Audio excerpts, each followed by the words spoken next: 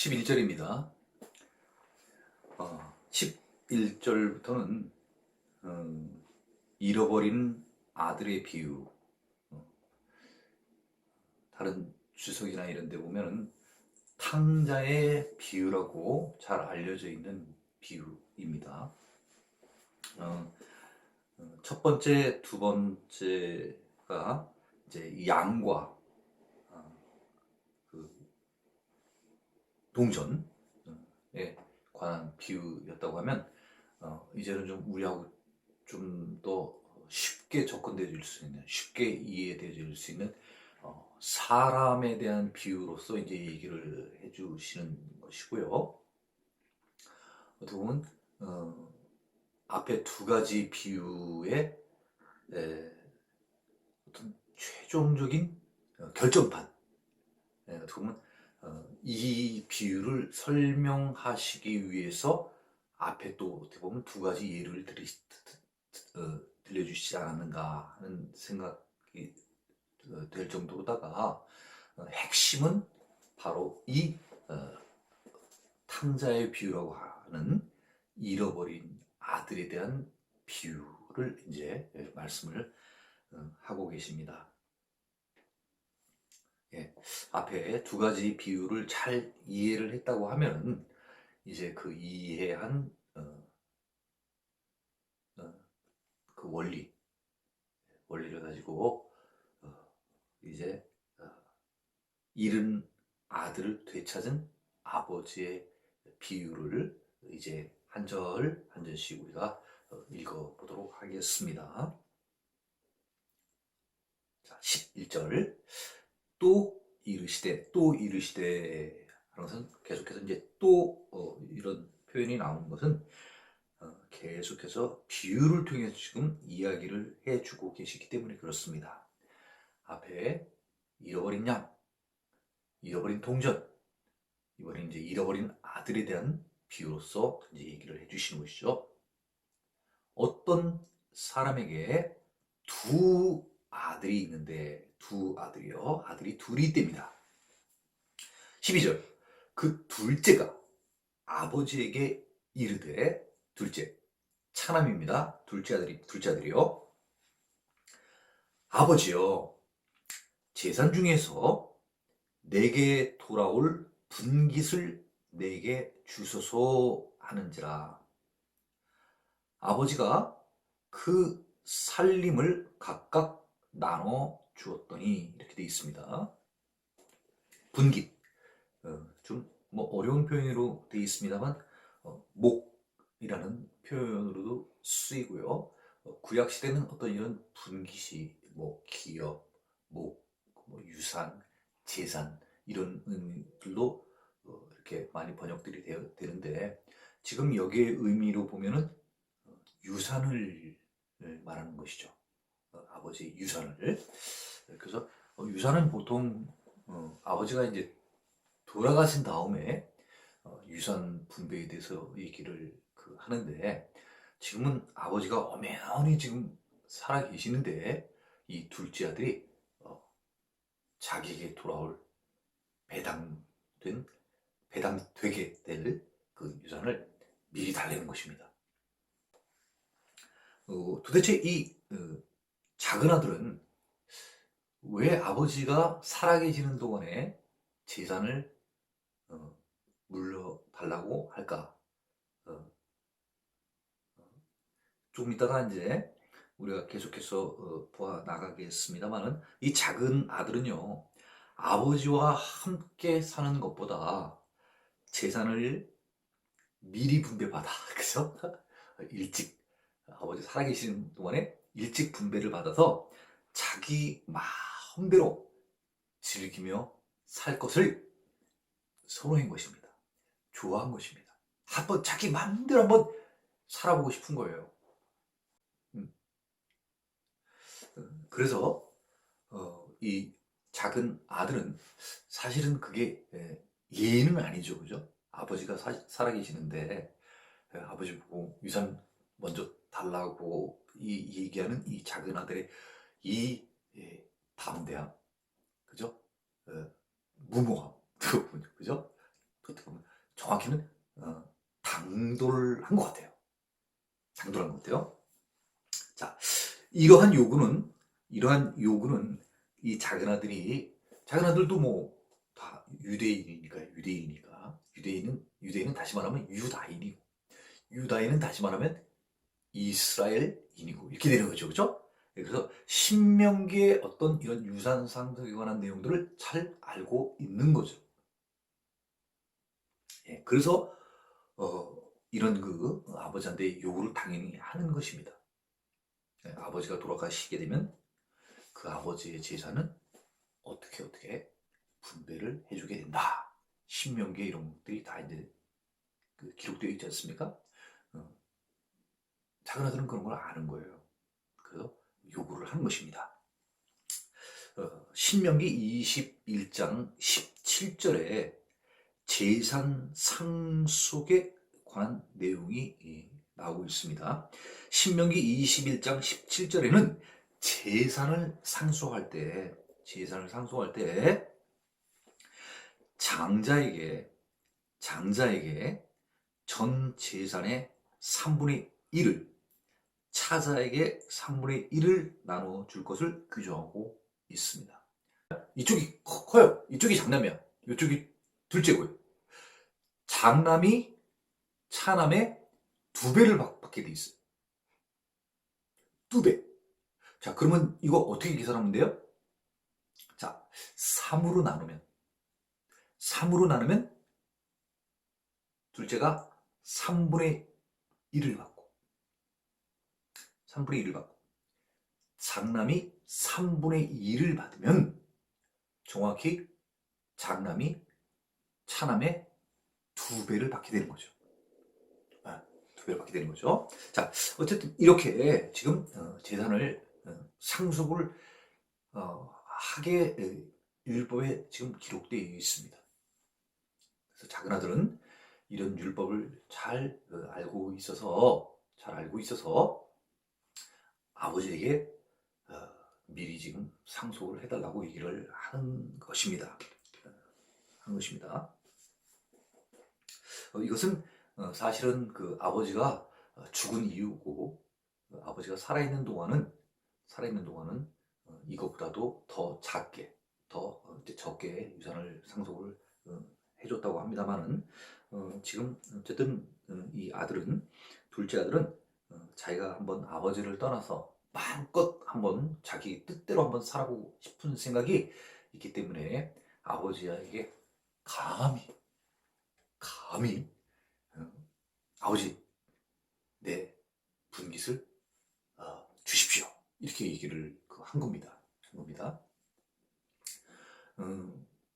이렇게 얘기를 했더니 아버지가 그 살림을 각각 나누어 주었더니, 그러니까 어떻게 된 거예요? 아버지가 이제 작은 아들이 유산을 달라 그러니까 주기로 결심을 하고 나눴어요. 뭐 나눈다는 게 뭐 어떻게 보면 간단하고죠. 2배밖에 안 되니까. 작은 아들 걸 정리를 해주면 나머지는 어떻게 보면 다 장난 거죠. 둘이니까. 그러니까 3분의 1을 정리를 해주면 나머지 뭐 정리하고 자시고 할 거 없는 거예요. 3분의 1만 정리하면 나머지는 다 큰애 거니까. 네, 그래서 나눠줬는데, 아버지가 사실은 아마 절대 기쁘진 않았을 거예요. 기쁘진 않았을 것입니다. 그렇지만 아들이 해달라고 함으로 말미암아 이제 나눠줬습니다. 13절입니다. 그 후 며칠이 안 돼요. 이런 표현 참 성경에 이런 표현이 나와 있는데, 이런 우리가 표현들을 보면은 그때 이제 상황을 우리가 좀 정리할 수가 있는 거죠. 얼마나 집을 나가려고 하는 그 작은 아들의 마음이 급한 거예요. 며칠 만에 그냥 이걸 다 정리를 해가지고 둘째 아들이 재물을 다 모았어요. 벌써 다 정리해가지고 어떻게 보면 외국 나갈 때 뭐 갖고 가야 되는 거예요? 아니 뭐 딴 거 뭐 있습니까? 뭐 노이나 밭을 뭐 들고 가요? 이면을? 아니죠. 다 현금화 시켜서 갖고 가는 거죠. 현금화는 건 뭐예요? 그 당시에 화폐같이 돈으로다가 다 챙겨가지고 가는 거죠. 근데 그거를 며칠 만에 다 끝냈다는 거예요. 얼마나 작은 아들이 나가려고 하는 마음이 급한지, 그 욕구가 얼마나 지금 예, 강한지를 지금 보여주고 있는 거예요. 몸 둘째 아들이 재물을 다 모아가지고 다 모아가지고 다 모았대. 먼 나라에 갔다는 거예요. 먼 나라. 그러면 무슨 뜻이에요? 자기는 유대 바깥에 이방 나라에 갔다는 거예요. 먼 나라에 가?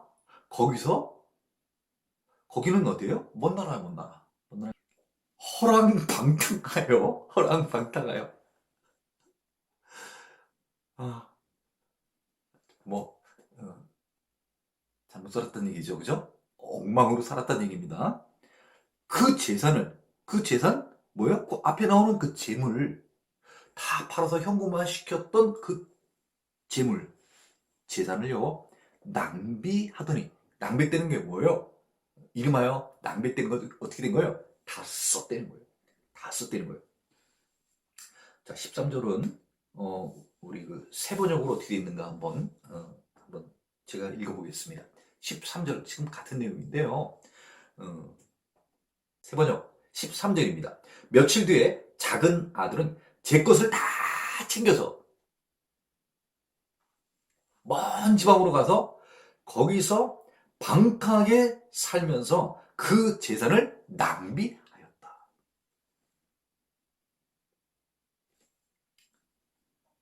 다 써버린 거예요. 다 써버린 거예요. 14절. 그 낭비했다는 말 바로 나오네요. 뭘 했는지.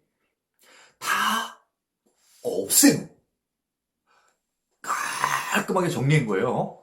네, 깔끔하게 그 재산을 한 푼도 없이 어떻게 된 거죠? 다 소진했다는 거예요. 다 써버렸다는 거예요. 그 나라는 계속해서 나오지만은 먼 나라, 유대박 떠나면 어디죠? 이방 나라에 크게 흉년이 들어 그가 비로소 궁핍한지라. 그 먼 나라에 크게 흉년이 이렇게 했는데, 영어 표현은 severe famine 이렇게 되어 있습니다. severe famine. severe라는 그 단어는 형용사입니다. 형용사로서 당연히 명사를 꾸며주고요. 해석은 번역을 하자면 심한, 엄한 이런 뜻이 되니까, 다시 얘기하면 다 없앤 후 그 나라에 심한 흉년이 들어 그가 비로소 궁핍한지라. 이제 그가 갖고 있는 재물, 재산을 다 없앴는데 그 나라에 흉년이 들었다는 거예요. 그 흉년도 그냥 흉년이 아니라 어떤 흉년이에요? 심한, 엄한 흉년이 들었다는 거예요. 그럼 어떻게 돼요? 다 먹고 살기가 힘들어지게 되었다는 것입니다. 그 나라에 있는 자기네 나라 사람들도 흉년으로다가 힘들게 생겼는데, 그쪽에서 이방이죠. 이 유대에 속한 이 둘째 아들은 어떻겠어요? 돈도 없어요. 흉년 들었어요. 그럼 어떻게 되는 거예요? 이제 궁핍하게 됐다는 거예요. 궁핍하게 되었다는 거예요. 돈이 있었을 때는 따라다니는 사람도 많고 자기한테 대접해주는 사람도 많았는데, 돈을 다 쓰고 나니까 더군다나 그 나라에 흉년이 들었어요. 자기네 나라 사람도 먹고 살기 힘든데 누가 이 돈 떨어진 사람을 도와줄 사람이 누가 있겠어요? 안 도와준다는 거예요. 15절입니다. 가서 그 나라 백성 중 한 사람에게 붙여 살이. 그 나라는 어디에? 계속해서 나오지만 먼 나라, 이방 나라.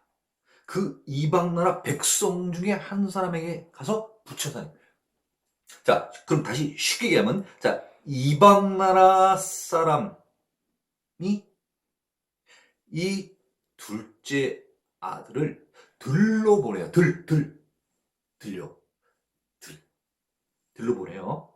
돼지를 치게 하였는데, 거의 뭐 종살이죠. 우리 앞서서도 한번 나왔지만은, 이 돼지 키우는 자들, 이거 어떤 사람들이 이 돼지 키우죠? 거라사 지방 사람들이 이 돼지 키우잖아요. 거라사 지방 사람들. 이방인들이 돼지 키운단 말이에요. 유대 사람들은 돼지 안 먹어요. 돼지 안 먹어요. 돼지 못 먹게 돼 있어요. 그렇죠? 네. 못 먹게 돼 있는 걸 또 키우겠습니까? 키우지도 않죠. 그런데 이제 이걸 해야 되는 거예요. 왜요? 입에 풀칠하려고. 먹고 살아야 되니까. 어? 그래서 이걸 치게 하였는데 16절이요. 그가 돼지 먹는 쥐염 열매로 배를 채우고자 하되 주는 자가 없는지라. 아니 돼지를 치게 했으면 돼지 치는 거에 대한 품삯을 줘야 되잖아요. 그렇잖아요? 요새 같으면 일당인가요? 그거 줘야 되잖아요. 알바 비용을. 근데 그것도 또 안 줬나 봐요. 그러니까 뭐 돈이 있어야 뭐, 뭐 먹고 살 텐데 돈이 없어요. 그러니까 붙어 살면서 뭐 일을 시켜가지고 일을 하게 됐는데 그게 돼지치는 일이에요. 그 돼지치는 일을 하면 좀 돈을 줄 줄 아는 거죠. 왜? 먹고 살아야 되니까. 근데 돼지 쳤는데 또 돈을 안 주네? 그러니까 먹고 살 게 아예 없는 거예요.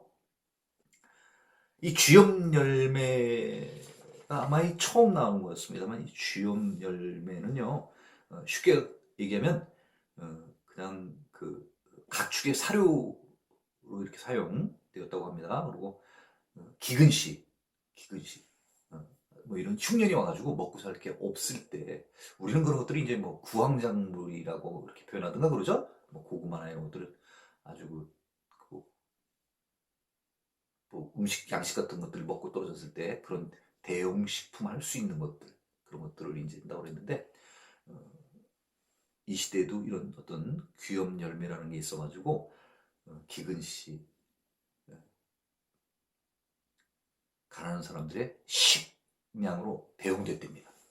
처음 그러니까 먹을 게 없으면요 이렇게 이런 그 가축들 돼지들이 먹는 이런 것들을 먹어야만 할 정도로 그렇죠? 그렇게 모든 상황이 좋지 않다는 걸 얘기를 해주는 것이죠. 자, 그래서 이 사람이 정상적인 것을 먹으려고 한 게 아닙니다. 정말 내려오고 내려와가지고 진짜 이제는 돼지를 키우면서 흉년까지 들어가지고 먹을 게 없고 알바를 했는데도 일용 일을 하게 됐는데 그것도 품삯도 제대로 주질 않으니까 먹고 살 길이 진짜 없는 거예요. 그래가지고 그 뭐죠? 쥐염 열매로 배를 좀 채우고자 하는 그거라도 좀 주면은 돼지 줄 때 그 자기한테 좀 그거라도 좀 주면은 자 당신 이거라도 먹고 사시오 주면은 먹으려고 마음을 지금 딱 먹고 있는데 주는 적 없다는 거예요. 야, 돼지치라면 돼지치고 그 밥 먹을 때가 되면 배는 꼬록꼬록 소리는 나는데 야 이거 정말 사람한테 주는 거 아니더라도 가축한테 주는 저 돼지들한테 주는 그런 거라도 저 열매를 드시면 내가 어떻게 좀 그거라도 좀 주지 않을까 이렇게 생각을 하고 있는데 세상에 그것도 안 준다는 거예요. 그럼 뭐예요? 돼지 취급도 못 당한다는 거예요. 네? 이 사람의 가치가 돼지만도 못하는 거예요. 그죠? 그럼 자기가 자기 자신을 한번 생각해 보면 비참하지 않겠어요? 내가 그래도 어렸을 때 자랐을 때는 아버지 밑에서 그래도 형하고 같이 밥 잘 먹고 삼시세끼 잘 먹고 살았는데 그때는 밥 잘 먹고 이런 것들에 대해서 그게 그렇게 즐거운 일인 줄 몰랐던 거죠. 그죠? 건강이 우리가 소중한 줄 다 알잖아요. 근데 건강 진짜 소중한 거 알려면 어떻게 하면 알아요? 한번 아파보면 아는 거예요. 병 걸려보면 진짜 건강하다는 게 얼마나 좋은지 아는 거예요. 네. 근데 작은 아들이 아버지 밑에 있었을 때는 아무 걱정 없었어. 왜? 누가 있으니까? 아버지가 있으니까. 그것도 아버지가 어떤 아버지? 아버지가 재산도 좀 있나 봐요. 그러니까 유산 달라고 그러죠. 예? 예. 그리고 또 밑에 보면 어때요? 하인들도 있는 거예요. 하인들도. 집안이 좀 괜찮은 거예요, 그래도. 근데 그거 좋은 걸 몰랐어요. 작은 아들은요. 나올 때까지 좋은지 모르는 거야, 있을 때는. 아버지 집에 있을 때는 몰랐어요, 그런 거를. 당연한 줄 알았죠. 나가보니까, 객지 나가보니까 이제 알겠는 거예요. 자기는 아무것도 아닌 거예요. 자, 17절입니다. 이에 스스로 돌이켜 이르되. 세번역에는 참 이렇게 재밌게 돼 있네요. 세번역으로 한번 그 부분만 한번 읽어볼게요. 그제서야 그는 제정신이 들어서 이렇게 말하였다. 어떻게? 제정신이 들었대. 다시 말하면 어떻게 해요? 다시 이 말은 무슨 뜻일까요? 네? 재산 달라고 아버지한테 얘기할 때서부터 지금 이 순간까지 어떻게 되는 거예요? 제정신이 아니었다는 거죠. 그렇죠? 정신이 뺏긴 거예요. 누구한테요? 쉽게 얘기하면 악한 영으로부터. 악한 영이 뺏어간 거예요. 사탄과 마귀, 귀신이 역사를 해서요. 이 작은 아들인데 미혹과 유혹을 계속해서 심어준 거예요. 야, 저쪽 가면 정말 너 가보지 못한 멋진 세계가 있어. 그건 정말 기쁘거든. 좋거든. 응? 여긴 그런 거 없어. 정말 살기 좋은 데 있어. 자꾸 의심을, 응? 미혹을 자꾸 할 거예요. 마치 아담이 뱀의 꼬임에 둘 다 넘어가듯이. 처음에 한 번에 안 넘어가잖아. 계속해서. 어떻게 보면 여기 표현대로 자빠질 때까지. 그죠? 꼬임에 넘어질 때까지 계속 꼬시기는 거예요. 야, 누가 너 보고 저거 먹지 말라고 하든, 뭐. 이래가지고 이제 살살. 네. 왜 먹지 말라고 하든, 자꾸 이렇게 꼬시는 거예요. 조금씩. 네. 이 작은 아들도 아마 똑같았을 거예요. 네. 처음엔 절대 그런 생각 없을 텐데 자꾸 듣다 보니까 가고 싶다 하면 아버지 품을 떠나서 내가 한번 내 마음대로 한번 살아보자. 네. 네. 아버지 밑에 눌려 사는 거 싫은 거예요. 내가 다 컸는데 이제 내 마음대로 한번 살아보지 뭐. 나 머리 컸는데. 어? 이제 가서 고생을 해보니까 어떻게 되는 거예요? 세번역에서 제정신이 들었대. 제정신이 들었대. 내 아버지에게는 양식이 풍족한 품꾼이 얼마나 많은가. 야,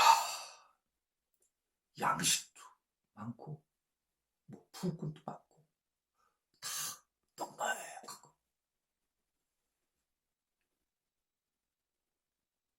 제정신이 들었어요? 옛날에 한 번도 자기 아버지와 자기 그 가정의 상황이 어떠한 상황이라는 것을 한 번도 자기가 체크를 해보지 않은 거예요. 근데 나가 고생을 해보고 나니까 밖에서 이제 객관적으로 이제 보게 된 거죠. 자기 아버지 집을. 무슨 말인지. 옛날엔 주관적으로 생각을 한 거예요. 그죠? 근데 객관적으로 이제 나와서 자기 집을 바라본 거예요. 자기 집에 있는 사람은 내 집의 상황을 잘 몰라. 그런데 나가서 집을 돌이켜봤더니 양식도 많았던 것 같고 품꾼도 또 많아 또. 생각해보니까 모든 게 또 다 넉넉했던 것 같은 거예요. 이렇게 표현이 이렇게 얼마나 아는가. 이런 표현, 한국 표현은 얼마나 재밌어요, 한국말. 영어도 멋있는지 어떤지 모르겠습니다만은. 너무 멋있는 것 같아. 얼마나 많은, 응. 영어 표현이 이렇게 돼 있네요. How many of my father's hired men? 우리 아버지가 고용한 사람들이 얼마나 많은가. 많은 사람 고용하면 어때요? 그 많은 사람들 다 먹여줘야 되잖아요. 그 먹여주는 양식도 풍부하다는 이야기입니다. 이제 정확히 이제 제정신이 들어서 자기 집을 바라보고 있는 거예요. 네. 나는 여기서 줄여 죽는 거예요. 줄여 죽는 게 이제 굶겨 죽겠다는 거죠. 네. 정확히 이제 자기 자신을 보고 있는 거예요. 자기 이제 어떻게 된다는 거예요? 자기 이제 죽게 생겼다는 거예요. 배고파가지고. 네. 그죠?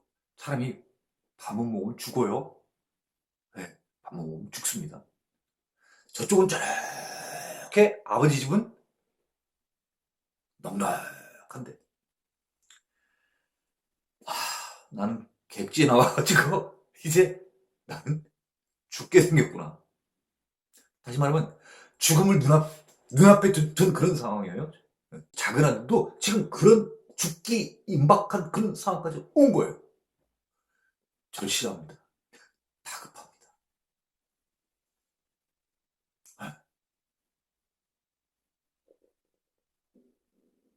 위험의 경고등이 켜졌습니다. 곧 안 먹으면 죽는다는 거예요. 죽는다는 거예요.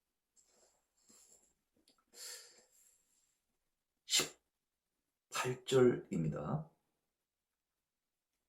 내가 일어나 아버지께 가서 이르기를. 지금 자기 스스로 지금 돌이켜서 제정신이 들어가지고 이제 자기가 이제 생각하는 거예요. 아버지, 내가 하늘과 아버지께 죄를 지었사오니. 유대인들은요, 아, 이런 것은 참 멋있어요.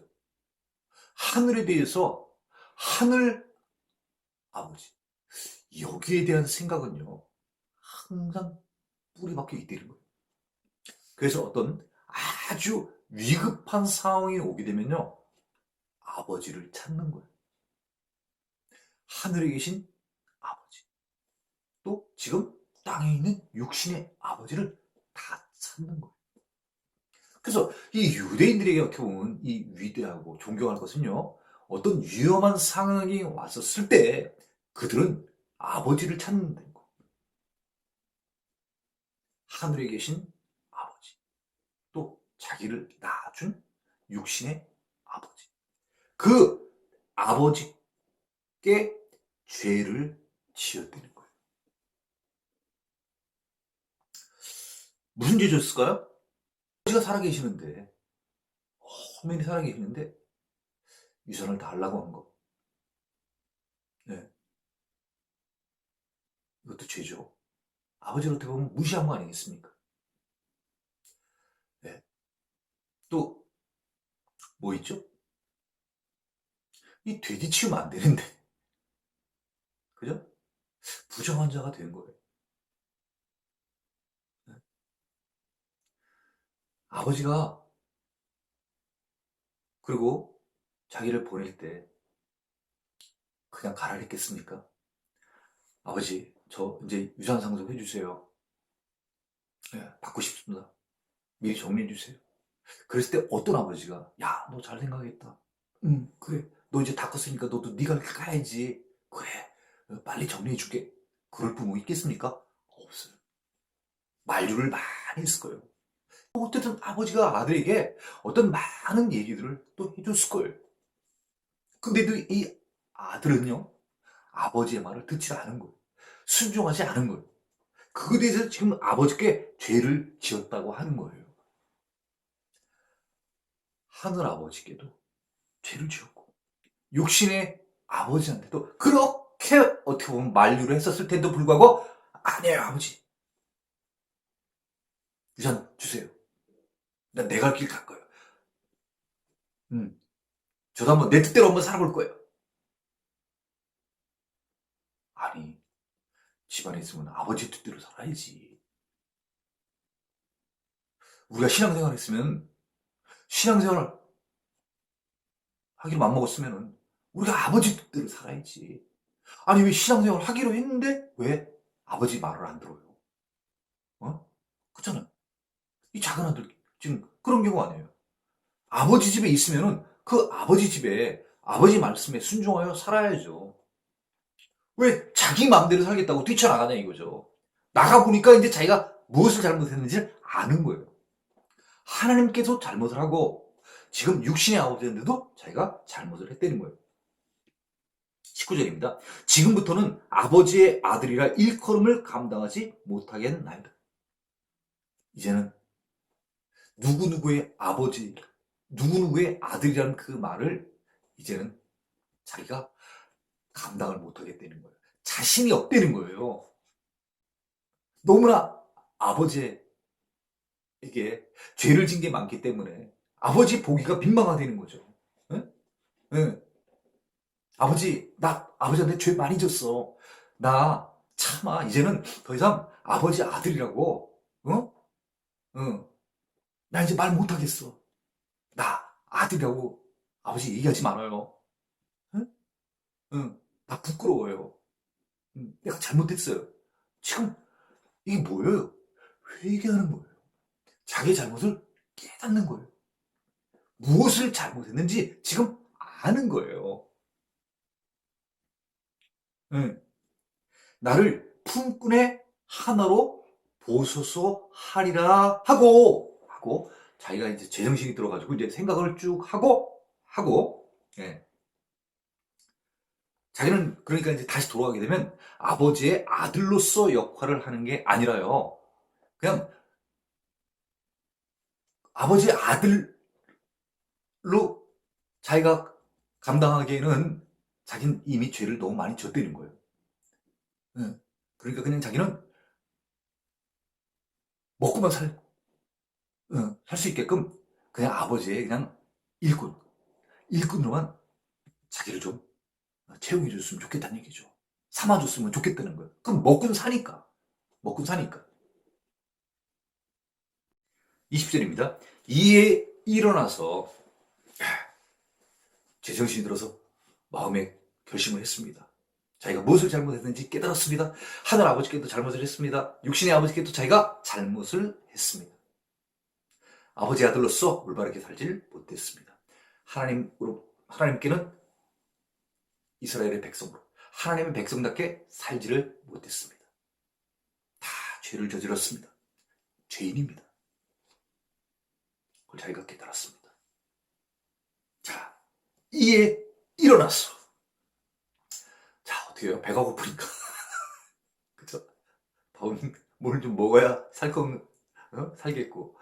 살 수 있는 방법은 아버지 집에 다시 들어가는 건데, 아버지 집에 그냥 들어가자니 참 너무 정말 창피하고, 예? 어, 예. 그렇지만, 예. 그렇지만, 그래도 자기가 돌아가면은 아버지는 나를 받아줄 거야. 아들로서가 아니라 그냥 난 아버지한테 그냥 품꾼으로만 응? 삼아달라고 난 할게. 응? 그러면 아버지가 나 받아주실 거야. 일을 그래도 이 아들한테 일만에 그래도 희망, 기대감이 지금 있는 거예요. 응. 그 기대를 가지고 일어났어요. 그리고 아버지께로 지금 돌아가니라. 예. 먼 나라에서 지금 다시 자기가 태어난 예, 아버지의 땅, 그죠? 그 땅으로 지금 오고 있는 것입니다. 아버지 집으로 지금 오고 있는 것입니다.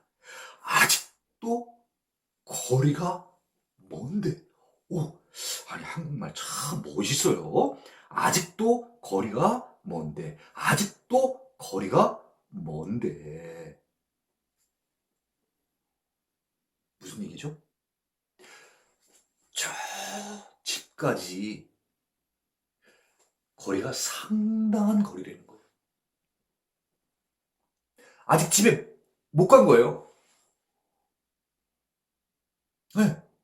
다 다다른 게 아니에요, 아직. 꽤 된다는 거죠. 더 가야 되는 거예요, 자기 집에. 아, 그런데요. 그런데요, 아버지가 그를 보고, 아니, 아버지는 도대체 뭐하고 있길래, 뭐하고 계셨길래 도대체 먼 데 있는 자기를 보는 거예요. 무엇을 말하는 거예요? 아버지는요, 이 작은 아들이 나간 다음에 계속해서 아들이 오는 길을, 올 길을 바라보고 계셨다는 거예요. 떠나보낼 때 아버지가 아들의 떠난 길을 보지 않았겠습니까? 어느 길로 갔는지 알 거 아니에요. 그죠? 네. 어떻게 보면 지금 같으면 손을 흔들어 줄 수도 있지 않았을까 싶어요. 얘야, 잘 가, 뭔 건강하고. 그리고 혹시 힘들면 언제라도 다시 돌아오래요. 응, 응. 걱정하지 말고 그냥 다시 돌아와. 알았지? 어려우면 돌아와. 응? 응. 아빠가 기다리고 있을게. 아들은 떠나면서도 아버지의 그런 얘기에 대해서 귀를 기울이지 않습니다. 무슨 얘기를 했는지도 몰라요. 그냥 그 아들은 뭐만 보고 간 거예요. 자기가 가고 싶은, 하고 싶은 것을 마음대로 할 수 있는 그곳, 그 새로운 세계에 가고 싶은 마음이 너무나 크기 때문에 마지막 아버지의 작별할 때 그 아버지로부터의 마지막 하신 말씀도 기억을 못하고 떠났을 것입니다.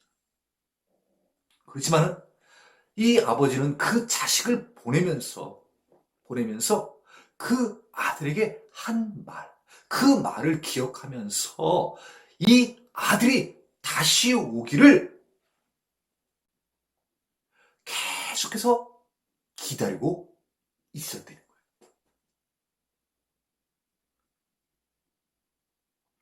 앞서에 잃어버린 양을 찾아 나섰던 목자가 있었습니다. 10드라크마 가운데 하나를 잊어버려서 그 한 드라크마를 찾기 위해서 등불을 켜고 청소를 하면서 찾을 때까지 찾았던 그 여인. 그 여인의 심정과 똑같은 마음으로 이 아버지는 아들을 찾아 나서지는 못하지만 그 아들을 다시 맞이하기 위하여 다시 돌아올 그 아들을 기다리면서 계속해서 아들이 떠난 곳을 바라보고 있었던 것입니다. 오늘의 이 표현은 단지 아직도 거리가 먼데 아버지가 그를 보고 요 짧은 문장이지만 그 짧은 문장 가운데는 많은 내용들이 함축되어 있습니다. 아버지가 아들을 떠나 보낼 때의 그 마음, 떠난 이후에 아버지가 그 아들에 대해서 어떻게 생각하고 있었는가를 함축적으로, 압축적으로 말해주고 있는 것입니다. 자, 아버지가 그를 보고 아버지가 먼저 봤어요. 왜요? 왜요? 아버지의 그 아들을 다시 오게 될 그 아들을 계속해서 찾을 때까지 찾는 그 앞에 예화와 같이 아들이 돌아오기만을 계속해서 기다리고 있는 그 아버지가 이제 돌아오고 있는 아들을 보는 것입니다. 보고 지금 측은히 여겨. 측은히 여겨. 벌써요, 이 아버지는 이 아는 거예요. 아들이 왜 돌아오는지에 대해서도 이 아버지는 아는 거예요. 아, 고생 많이 했겠구나. 이 아들이 돈을 많이 벌어서 돌아오면 혼자 오겠습니까? 그렇죠. 뭐 나귀를 타든 뭘 타든 먼 나라에서 오는데, 예? 여기 나와 있는 것처럼 맨발로 오겠습니까? 아버지가 이 아들을 딱 봤을 때 그 아들의 모습은 앞에 표현되어 있는 돼지를 키우는, 돼지를 치는 그런 자의 모습. 그리고 가축에게 주는 그런 열매.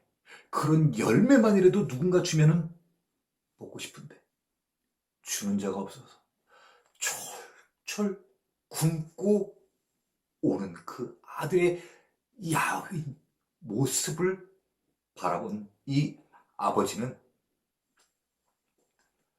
그 아들을 불쌍히 여기는 거예요. 긍휼히 여기는 거예요. 바로 하늘에 계신 천부 아버지께서 우리들을 불쌍히 여겨주시고 긍휼해 주시는 그 사랑과 은혜가 있는 것처럼 이 아버지에게도 지금 그 작은 아들에 대한 사랑과 은혜가 있는 거예요. 하나님의 형상을 따라 빚은 우리들 마음 가운데도 똑같이 사랑과 은혜가 있는 것입니다. 그래서 이 아버지는 그 작은 아들이 오는 것을 보고 달려갔습니다. 예, 누가 달려왔습니까? 아버지가 아들을 보고 달려갔습니다. 예? 작은 아들은 차마 달려가지도 못해요. 왜요? 물론 체력이 없을 수도 있어요. 기운이 없을 수도 있지만 이 아들은 베드로가 예수님께 내가 죄인이라고 고백하는 것처럼 아버지한테 죄인이에요. 가까이 나아갈 그런 자신감도 없는 거예요. 아버지가 달려갔습니다. 목을 안았습니다. 그리고 입을 맞추니. 자, 20절 새 번역으로 한번 읽어보도록 하겠습니다. 그는 일어나서 아버지에게로 갔다.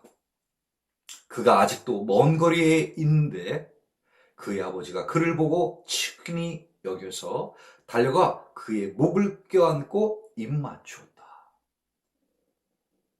바로 아버지의 태도를 우리가 보고 있습니다.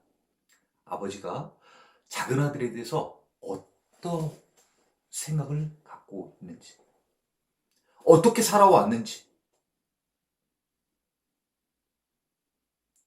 우리는 이 20절을 통하여서 아버지의 마음을 우리가 알 수 있는 것입니다. 작은 아들이 떠난 이후에 쉬지 않고 계속해서 그 다시 아들이 돌아오기만을 학수고대하며 기다리고 있었던 아버지. 그 아들이 오는 것을 보고 그냥 있을 수가 없어서 그 아들에게 쫓아갔습니다. 쫓아가서 목을 안고 입을 맞추었습니다. 입을 맞추었습니다. 22절입니다. 아들이 이르되 아버지, 내가 하늘과 아버지께 죄를 지었사오니 지금부터는 아버지의 아들이라 일컬음을 감당하지 못하겠나이다 하니, 아들이 제정신이 들어서 자기가 잘못한 것들을 다 이제 깨닫게 되었습니다. 그러고 보니 유대인으로 살았던 그런 하늘 아버지께도 죄를 지은 자신의 모습이 부끄럽고, 또 육신적으로 자기를 낳아서 잘 키워준 자기 아버지, 보통 사후 임종 이후에나 유산을 상속하는 것이 보통이건만, 멀쩡히 두 눈 뜨고 살아계시는 아버지에게 유산을 물려달라고 했던 이 당돌한 이 작은 아들, 그 자신을 돌이켜보면서 아버지께도 한없이 부끄러웠을 것입니다. 하나, 22절입니다. 아버지는 종들에게 이르되, 아버지는 이 부분에 대해서 다른 얘기는 하지 않습니다. 아무런 질책도 하지 않고, 또 돈은 어떻게 됐니? 너 갖고 간 돈 어떻게 됐니? 이런 거 물어보시지 않습니다. 제일 좋은 옷을 내어다가 입히고, 옷 입은 게 형편없었던가 봅니다. 그죠? 그런 모습을 본 아버지는 그 아들이 어떻게 살아왔는지 그 모습을 보고도 충분히 미루어 생각할 수 있는 것이죠. 그래서 좋은 옷이라고 또 표현했습니다. 그냥 일반 옷이 아니라 좋은 옷. 기왕이면 이 작은 아들에게, 그 많은 고생을 한 작은 아들에게 좋은 옷을 입히고 싶은 거예요. 그 다음에 손에 가락지를 끼우고, 이 작은 아들은 아버지의 아들이라고 감당하지 못하겠다는 것은 뭐예요? 난 아버지의 아들로서 이제 살만한 그런 자격이 못 된다고 얘기를 하는 것입니다. 그렇지만 이 아버지는 무슨 소리야? 무슨 소리야? 넌 내 아들이야. 넌 내 아들이야. 그런 의미에서 반지를 줍니다. 반지를 줍니다. 다시 회복을 시켜주는 것입니다. 내 아들임을 다시 모든 사람들에게 보여주는 것입니다. 그리고 또 작은 아들에게도 무슨 소리야? 넌 내 아들이야. 발에 신을 신기라. 세상에 어떻게 살았으면 신발도 없이, 네? 네. 맨발로, 네. 그 당시 종들은 신발을 신지 못했다고 하지 않습니까? 네. 그 먼 길을 맨발로 온 거예요. 아버지의 마음이 정말 억장이 무너진다 하는 그런 표현처럼 얼마나 마음 아팠겠어요. 살찐 송아지를 끌어다가, 그냥 송아지가 아닙니다. 살찐 송아지라고 표현되어 있습니다. 그러니까 뭐예요? 하나라도 지금 뭔가 이 아버지는 이 작은 아들의 잃어버렸던 모든 것들을 다 회복시켜주고, 다 보상해주고 싶고, 이 아들의 상처받은 그런 마음을 다 회복시켜 주려고 하는 것입니다. 네. 자, 살찐 송아지를 끌어다가 잡아라. 우리가 먹고 즐기자. 먹고 즐기자. 네. 그 앞에 잃은 양의 비유, 또 잃은 드라크마의 비유에 잃어버린 양의 그 주인, 어떤 사람, 목자, 또 다시 찾았을 때 그 벗과 이웃들을 불러서 기쁨의 어떤 네? 그런 시간들을 함께 나누지 않습니까? 잃어버린 그 드라크마를 다시 되찾은 그 여인도 벗과 이웃들을 불러서 그 기쁨을 함께 하지 않습니까? 지금 이 아버지도 잃어버렸던 집 나갔던 그 아들이 다시 오게 된 것에 대해서 다른 사람들과 함께 이 기쁨을 나누고자 하는 것입니다. 너무나 좋은 것입니다. 나 혼자만 갖고 있는 것보다도 모든 사람들이 다 함께 기뻐해 주기를 바라는 그런 마음인 것입니다. 그래서 살찐 송아지를 끌어다가 잡으라고 얘기를 한 것입니다. 그리고 우리 먹고 즐기자는 것입니다. 얼마나 이게 기쁜 일이냐 하는 얘기죠.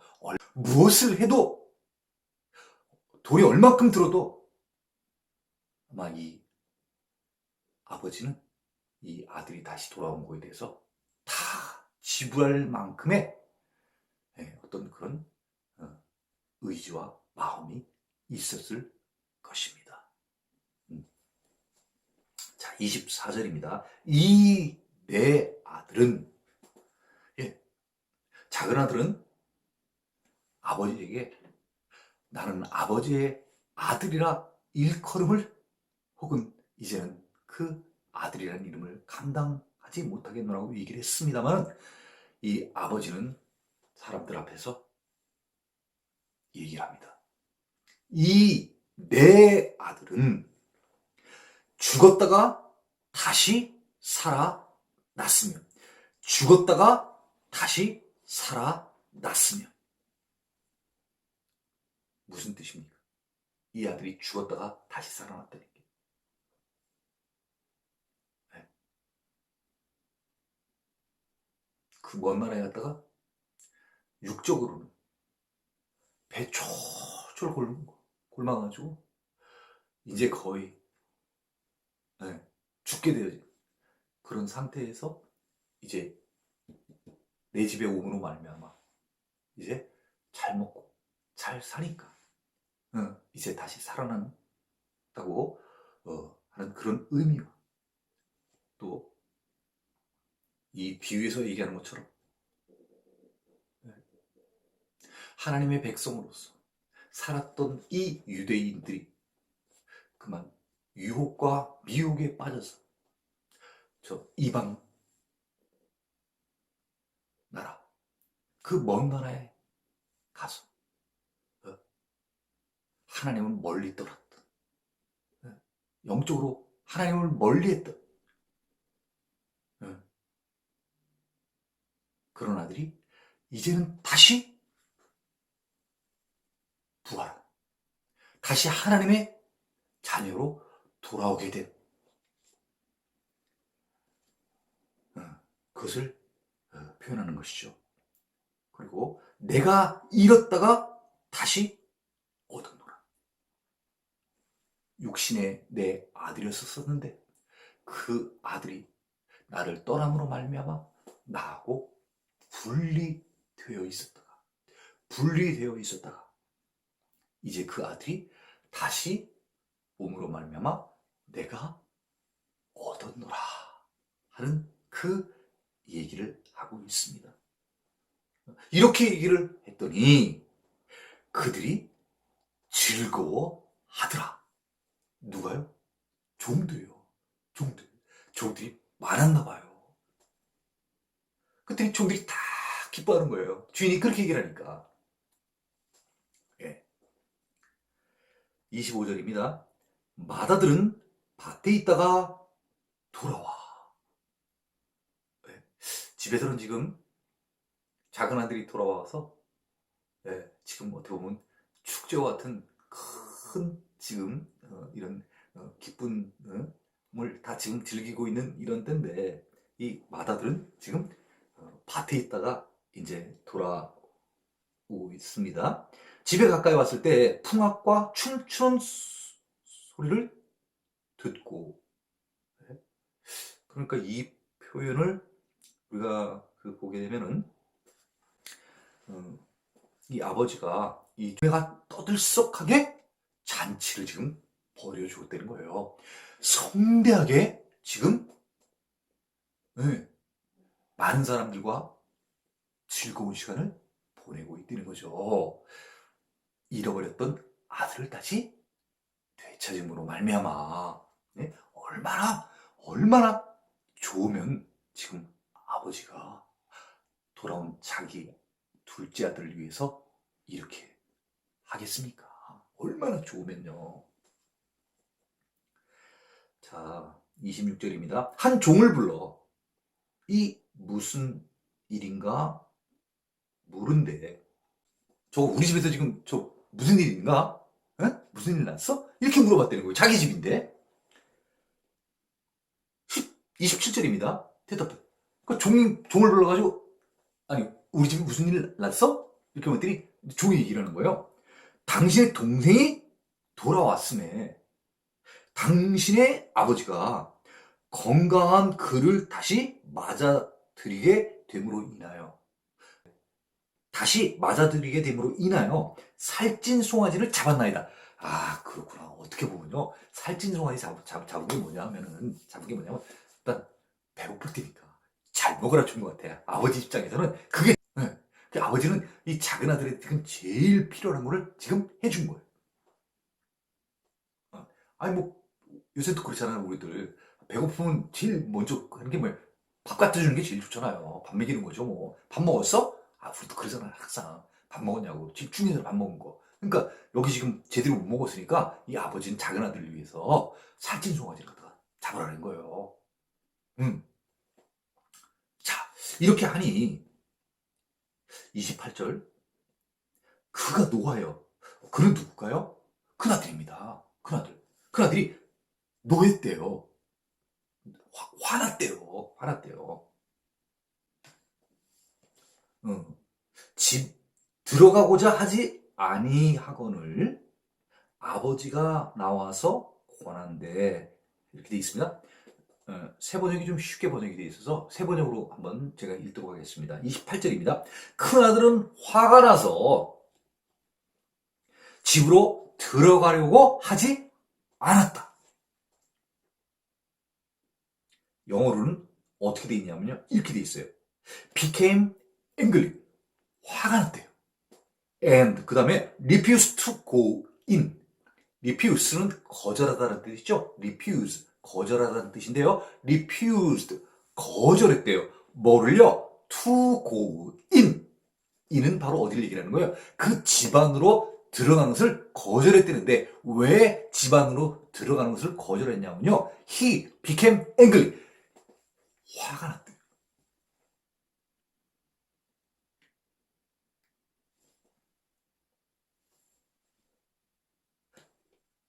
아버지가 나와서 그를 달랬으나 이렇게 돼 있어요.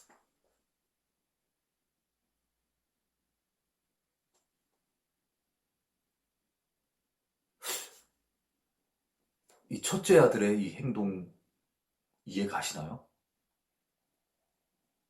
네. 음, 우리는 이 잃은 아들을 되찾은 이 아버지 비유, 이거를 우리가 여러 가지로 이렇게 생각을 좀 많이 해볼 필요가 있습니다.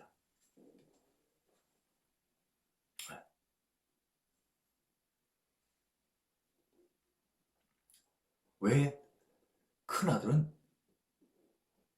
화를 냈을까? 왜 화가 났을까? 도대체 무엇이 이 큰아들을 화를 나게 한 것인가?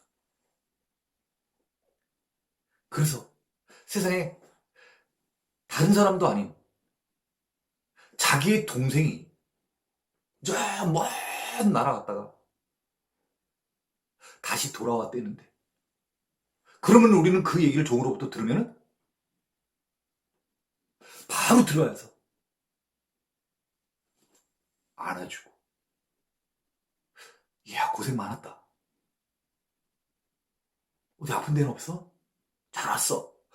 이렇게 해주는 게 형제지간의 도리인 것 같은데 큰아들은 화가 났다는 거. 그래서 집에 들어가서 거절했다는 거예요.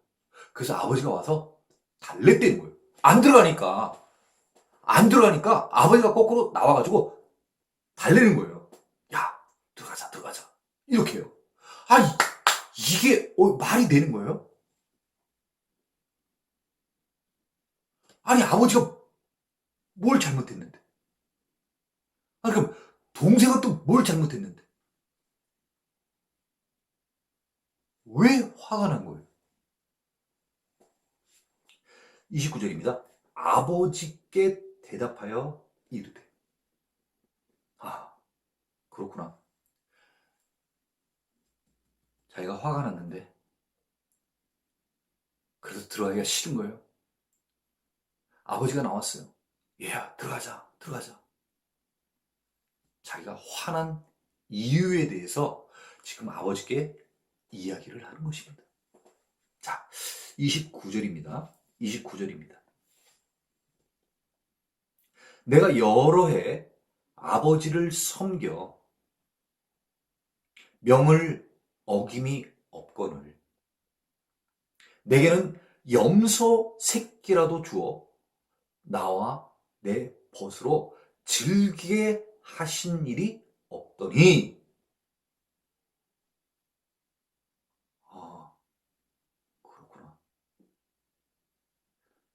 자기한테는 염소 새끼도 한 마리 잡지 않았는데 작은 아들, 재산을 다 탕진하고 온 이 작은 아들, 그렇죠?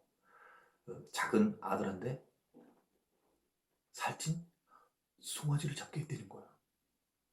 에? 그리고 자기는 또 뭐예요? 아버지의 명을 다 따랐다는 거예요. 순종했다는 거예요. 자, 또 30절 보겠습니다. 아버지의 살림을 창녀들과 함께 삼켜버린.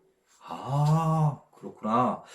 그러면 우리가 알 수 있는 게 이 작은 아들이 어떻게 해서 다 재물 재산을 없앴는지를 우리는 알게 되었습니다. 큰 아들의 지금 말을 통하여서요. 말을 통하여서 이제 알게 된 것입니다. 아버지의 살림, 다시 말하면 재물, 재산, 상속해준 그것들을요, 저 먼 나라에 가서 창녀들과 함께 삼켜버린, 다 날려버린 이 아들이 돌아오네. 이 큰 아들은요, 아버지한테 이야기할 때 세상에 이 아들이라고 표현을 지금 하고 있습니다.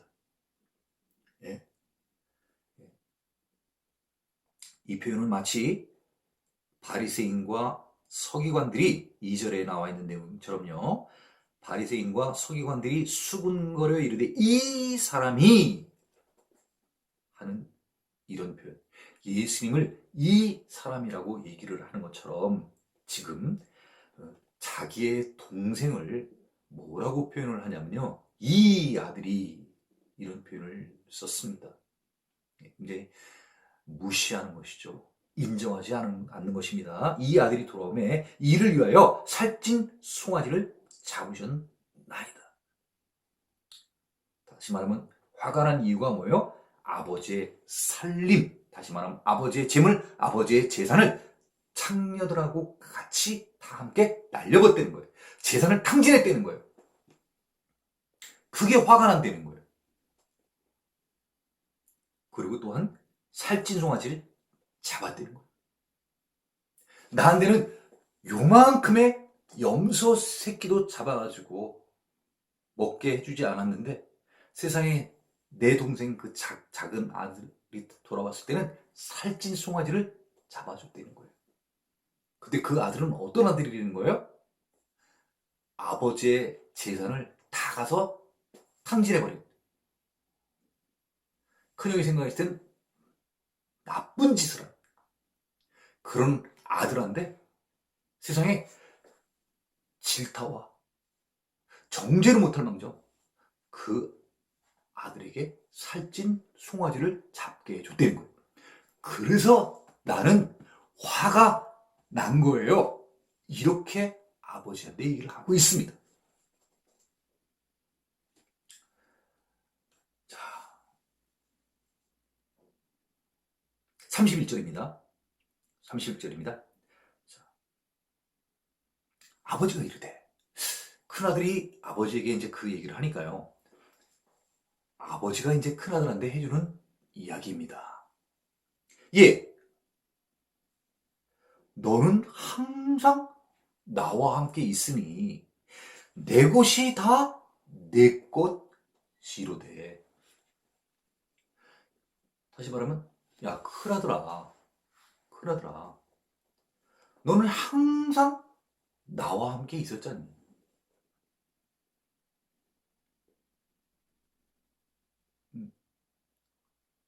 너는 고생 안 해봤잖아. 어떻게 보면 내가 내 있는 거 가지고 너 지금까지 편안하게 잘 살았잖아. 그 얘기죠. 저 작은 아들은 나가서 고생 많이 하고 그러고 왔잖아. 응. 너는 나하고 함께 지금까지 잘 지냈어. 그리고 너 혹시 그 지금 재물 다 써버렸다고 얘기를 하는데, 정확히 따지면 그 재물 쓴 거는 원래 그의 몫으로 유산 주게 돼 있는 거 내가 미리 줬을 뿐이야.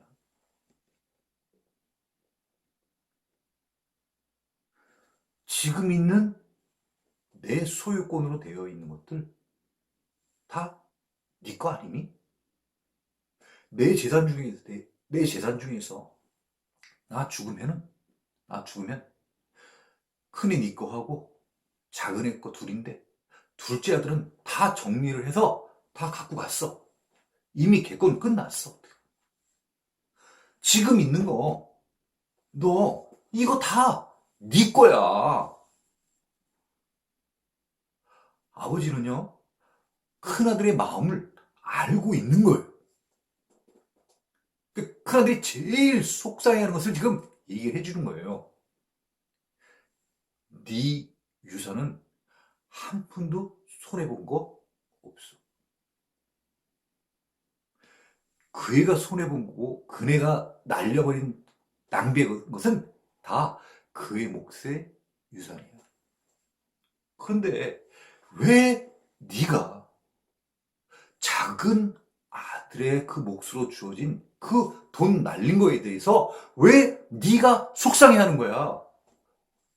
내가 갖고 있는 건 다 네 거 아니야? 그게 네 몫 아니겠니? 너 뭘 걱정하는 건데? 아버지가 정확하게 얘기를 해주고 있는 거예요. 마지막 절입니다. 32절입니다. 이 내 동생은, 아버지가 큰아들에게요, 돌아온 자가 누군지 정확히 다시 얘기를 해줍니다. 누구라는 거예요? 얘, 네 동생이야. 네 동생. 네 동생은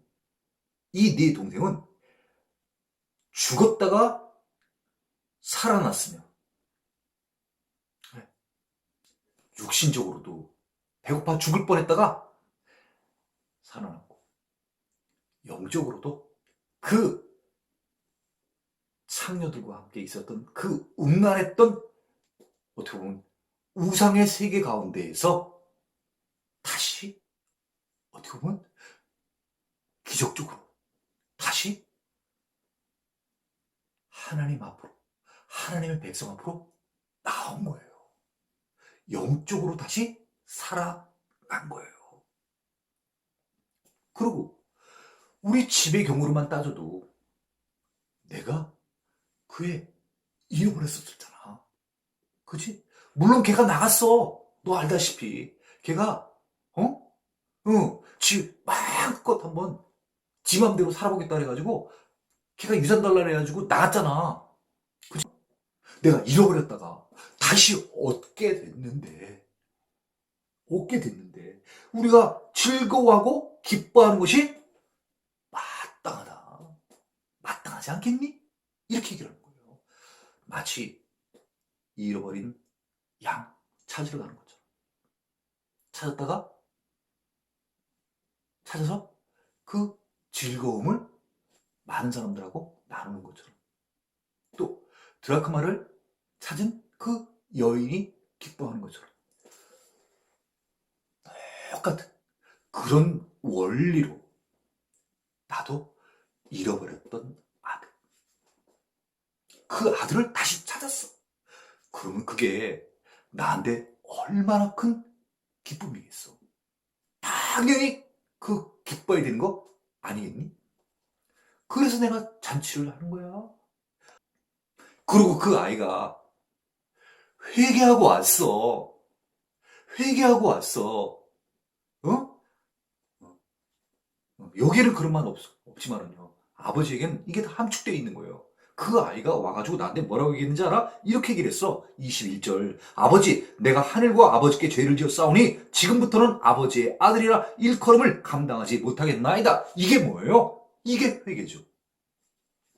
이게 진정한 회개인 거예요.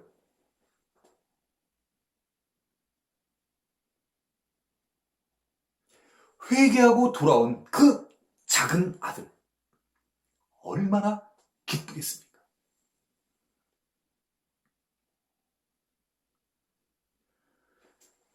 자, 그래서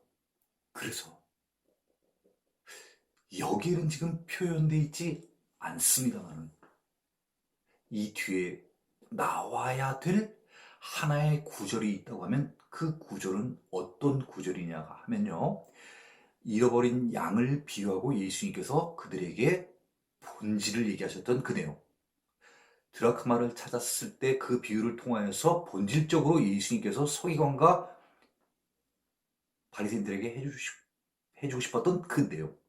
그 내용을 제가 한번 다시 첨가하여 읽고 마치도록 하겠습니다. 자, 그 내용 한번 들어보십시오. 자, 32절 한번 읽고 한번 첨가해서 읽어보겠습니다. 이 네 동생은 죽었다가 살아났으며 내가 잃었다가 얻었기로 우리가 즐거워하고 기뻐하는 것이 마땅하다 하니라. 이와 같이 죄인 한 사람이 회개하면 하늘에서는 회개할 것 없는 의인 99으로 말미암아 기뻐하는 것보다 더 하리라. 10절입니다. 이와 같이 죄인 한 사람이 회개하면 하나님의 사자들 앞에 기쁨이 되느니라. 예수님은 이 세 가지 비유를 통하여서 바리새인과 서기관들에게 이야기를 하고 있는 것입니다. 너희들이 생각할 때 죄인이라고 하는 저들, 그 모든 세리와 죄인들이 내 말을 듣기 위하여 내 앞에 나아왔다. 그들이 내 앞에 나온 것은 그들 스스로가 이미 회개를 하였기 때문에 내 앞에 나온 것이다. 그들은 이미 회개한 죄인들인 것이다. 그러나 너희 바리새인과 서기관들은 말씀을 듣기 위하여 모인 저들과는 다르게 나를 고소하기 위하여, 나를 고발하기 위하여 여기에 와 있는 것이다.